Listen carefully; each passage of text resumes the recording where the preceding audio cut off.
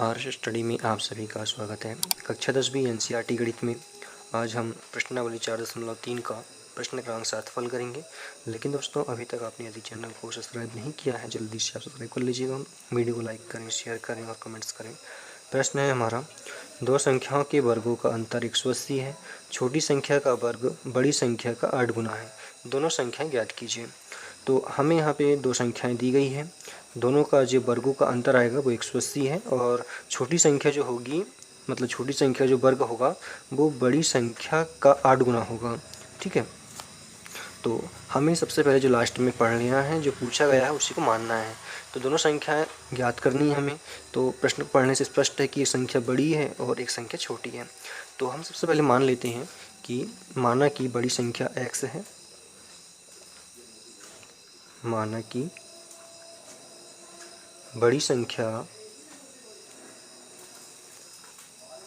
x है और छोटी संख्या क्या हो जाएगी y, तथा छोटी संख्या y है। ठीक है, हमने यहाँ पे दोनों संख्याओं को मान लिया है, छोटी संख्या और बड़ी संख्या दोनों को ही मान लिया है। अब हमें यहाँ पे जो भी आगे हल करना है वो प्रश्न के अनुसार हल करना है। तो यहाँ पे हम लिखेंगे प्रश्नानुसार। तो सवाल को हम सबसे पहले यहाँ से लेकर यहाँ तक, ठीक है, पूर्णविराम लगा मतलब यहाँ से यहाँ तक पहले हल करेंगे, उसके बाद फिर यहाँ से यहाँ तक हल करेंगे। तो यहाँ पे क्या कहता है कि दो संख्याओं के वर्गों का अंतर 180 है। तो जो दो संख्याएं हैं जिसे हमने x और y माना है, तो इनका जो वर्गों का अंतर होगा वो कितना होगा, 180 होगा। तो यहाँ पे हम लिखेंगे प्रथम स्थिति के अनुसार या स्थिति नंबर फर्स्ट। तो जो पहली स्थिति यहाँ पर बनती है, तो क्या कहता है कि दोनों संख्याओं के वर्गों का अंतर। तो दोनों संख्याएं कौन सी है, एक तो x है और दूसरी यहाँ पे y है। तो दोनों के वर्ग, तो दोनों हम वर्ग लगा देते हैं, का अंतर, अंतर मतलब होता है घटाना, कितना, 180। ठीक है, तो ये पहली स्थिति के अनुसार इस तरह से कंप्लीट होता है। इसे हम चाहें तो समीकरण नंबर 1 दे सकते हैं। अब स्थिति नंबर 2, अब स्थिति नंबर 2 में आते हैं। सेकंड स्थिति क्या कहती है कि छोटी संख्या का वर्ग बड़ी संख्या का 8 गुना है। तो छोटी संख्या हमारे पास क्या, y है, तो ये y आ जाएगी, का वर्ग, तो y का वर्ग हो जाएगा। ठीक है, y का वर्ग हो जाएगा। तो ये किसके बराबर है, ये बड़ी संख्या का 8 गुना है। ठीक है, तो बड़ी संख्या हमारे पास में क्या, x, इसका 8 गुना क्या हो जाएगा, इसमें 8 का गुणा हो जाएगा साथ में। ठीक है, तो ये 8 गुना हो जाएगी। तो इस तरह से इसको हमने समीकरण नंबर 2 बना लिया है। ठीक है, अब हमें जो यहाँ पे सेकंड स्थिति में y वर्ग का मान मिलता है, ये समीकरण 1 में हम रख देंगे। तो इससे हमें x वर्ग का मान मिल जाएगा। तो यहाँ पे हम लिखेंगे कि समीकरण 2 से y वर्ग का मान समीकरण, तो समीकरण 2 से हम y का जो वर्ग है इसका मान समीकरण 1 में रख देंगे। समीकरण 1 के हमारे पास में x वर्ग माइनस y वर्ग इक्वल 180 है। तो हम यहाँ पे x की जगह, मतलब x वर्ग का x वर्ग जाएगा, माइनस का माइनस, और y वर्ग की जगह पे क्या रखेंगे, 8x रखेंगे। ठीक है, क्योंकि ये समीकरण 2 में y वर्ग का मान मिला हमें इसलिए, और बराबर क्या हो जाएगा, 180 हो जाएगा। ठीक है, तो हमें जो समीकरण है वो इक्वल में 0 लाना है, इसलिए 180 का पक्षांतर हम इधर कर देंगे। तो यहाँ पे जाएगा x वर्ग माइनस 8x माइनस, ये धनात्मक संख्या इधर आके ऋणात्मक हो जाएगी, 180 बराबर में 0। तो हमें यहाँ पे एक द्विघात समीकरण मिल गया है। ठीक है, तो इसके हमें मूल ज्ञात करने हैं, या तो इसे हम गुणनखंड विधि से कर सकते हैं, या तो द्विघाती संयुक्त से इसको हम हल कर सकते हैं, दोनों विधि से हल कर सकते हैं। ठीक है, तो इसे हम द्विघाती समीकरण विधि जो होती है उससे हल कर लेते हैं। तो द्विघात जो सूत्र होता है हमारा, द्विघात समीकरण होता है, उससे इसकी तुलना करने पर हमें ABC के मान मिल जाएंगे। तो लिखेंगे यहाँ पे, इसको हम समीकरण नंबर 3 कर लेते हैं। ठीक है, तो यहाँ पे हमें लिखना है कि समीकरण 3 की तुलना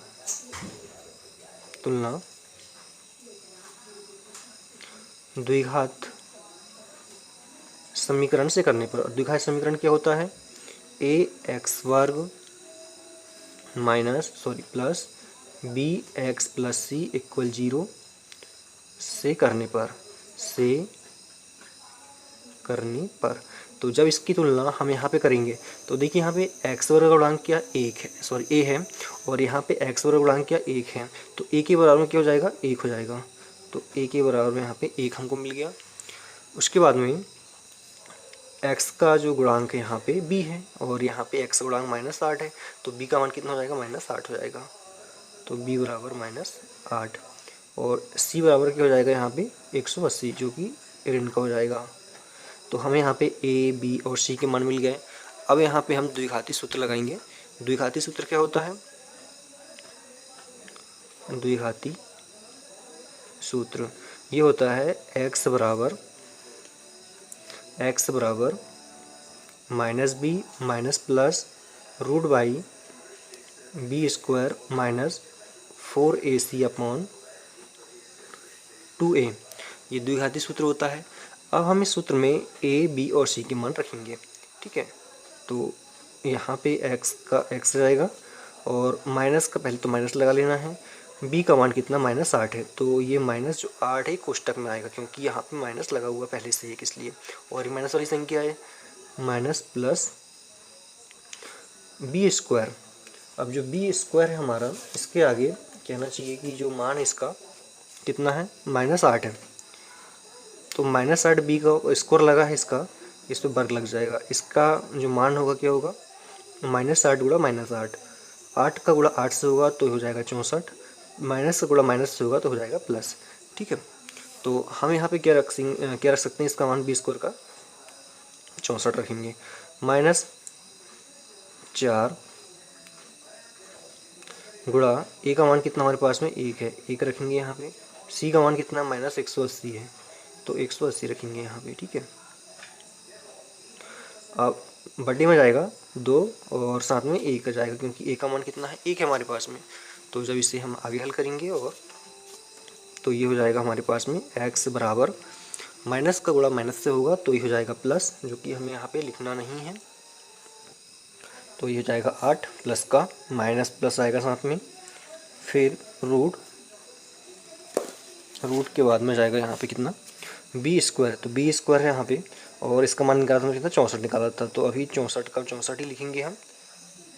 उसके बाद में इस 4 का गुणा 1 में करेंगे तो 4 ही आएगा, और इस ऋण का गुणा ऋण में करेंगे तो धन आ जाएगा यहाँ पे।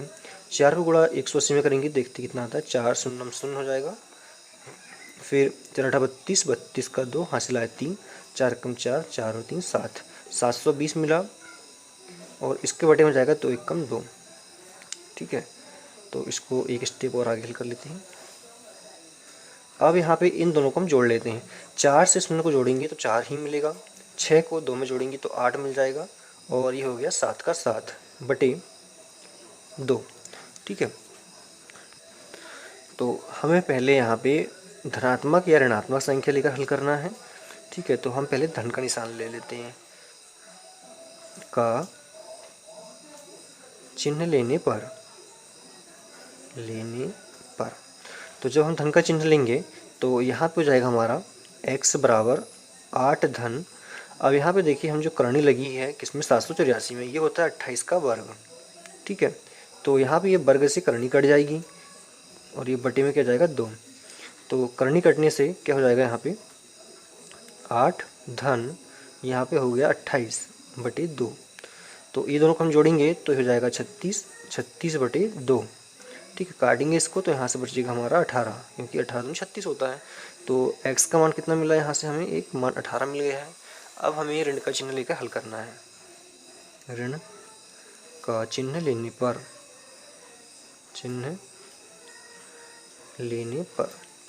तो ये हो जाएगा x बराबर 8 ऋण करनी 784 बटे 2, तो x बराबर 8 ऋण, ये हो जाएगा 28 से करनी कट जाएगी, मतलब 28 के वर्ग से करनी कट जाएगी, तो यहाँ पर शेष रह जाएगा 28 बटे 2, और जो यहाँ घटाएंगे हम तो बचेगा 20, 2 ये काटेंगे तो माइनस का 10 बचेगा, ठीक है।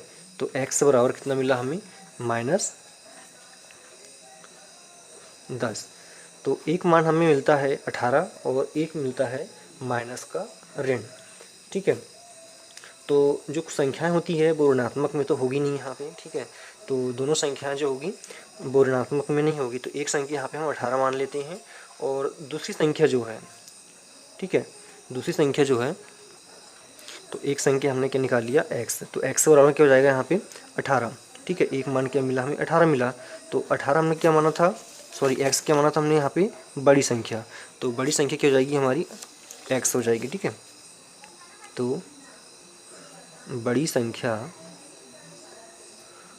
x बराबर 18 है, तथा अब हमें निकालनी है यहाँ पे छोटी संख्या। तो छोटी संख्या के लिए जो x का मान है उसे हम समीकरण 2 में रखेंगे। तो तथा x का मान समीकरण 2 में रखने पर, तो समीकरण 2 क्या हमारे पास में, समीकरण 2 हमारे पास में यहाँ पे था y वर्ग इक्वल 8x, ठीक है। तो y वर्ग के स्थान पे y वर्ग आ जाएगा बराबर 8 की जगह 8 और x का मान कितना 18। तो इसको हल करने पर y वर्ग बराबर 8 का गुणा 18 में करेंगे तो 8 8 64 का 4 हासिल का 6, 8 1 कम 8, 8 और 6 14। तो यहाँ पे y से वर्ग हटकर करनी 144 में लग जाएगी, और जो 144 होता है ये होता है 12 का वर्ग। तो ये 12 का वर्ग से करनी कट जाएगी, तो यहाँ पे सीधा जाएगा 12। तो y का मान कितना मिल जाएगा 12 मिल जाएगा। तो छोटी संख्या यहाँ पे जो निकली हमारी वो क्या निकली 12। तो यहाँ पे लिख सकते हैं अतः बड़ी संख्या 18 तथा छोटी संख्या 12 है। इस तरह से ये सवाल कंप्लीट होता है। धन्यवाद।